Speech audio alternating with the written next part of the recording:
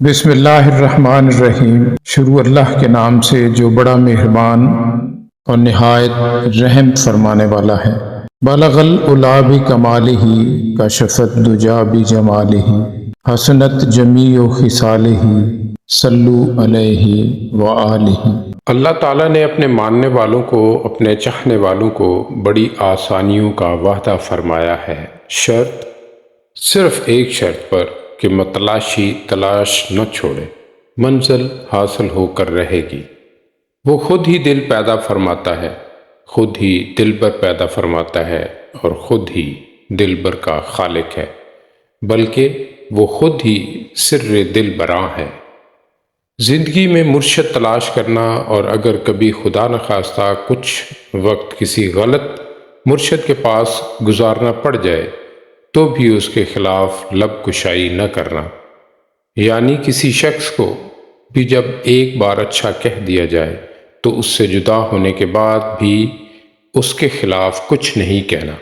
محبوب کی جفا کبھی کسی محب کو ترک وفا پر مجبور نہیں کرتی، دراصل وفا ہوتی ہی بے وفا کے لیے ہے۔ اللہ کو ماننا چاہیے، اللہ کو جاننا مشکل ہے۔ ہمارے ذمہ تسلیم ہے، تحقیق نہیں۔ تحقیق دنیا کی کرو اور تسلیم اللہ کی۔ کہیں ایسا نہ ہو کہ ہم دنیا کو تسلیم کر لیں اور اللہ کی تحقیق کرنا شروع کر دیں۔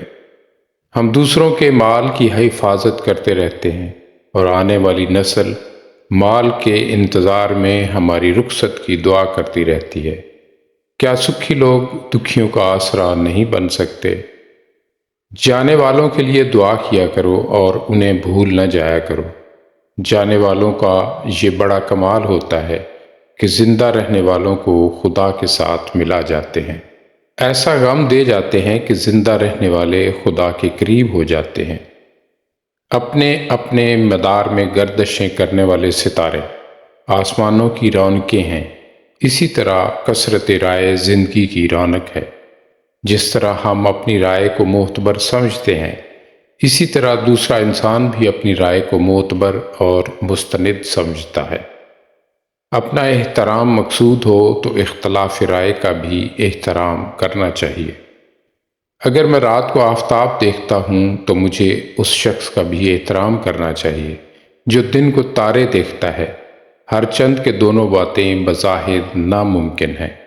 ہماری اکثر آرزوئیں ضرورت کی آرزوئیں ہیں، مثلا خوراک، مکان، لباس۔ ہر آدمی خوراک کا محتاج ہے۔ خوراک صرف روٹی کا نام نہیں جس سے ہم پیٹ بھرتے ہیں، خوراک نگاہ کے لیے نظارے کی تمنا بھی ہے۔ آنکھ کی خوراک حسین منظر ہے، ذہن کی خوراک حسن خیال ہے، دل کی خوراک پرتو جمال ہے، روح کی خوراک ذوق خود آگہی کے ساتھ ساتھ لطافت احساس حقیقت ہے۔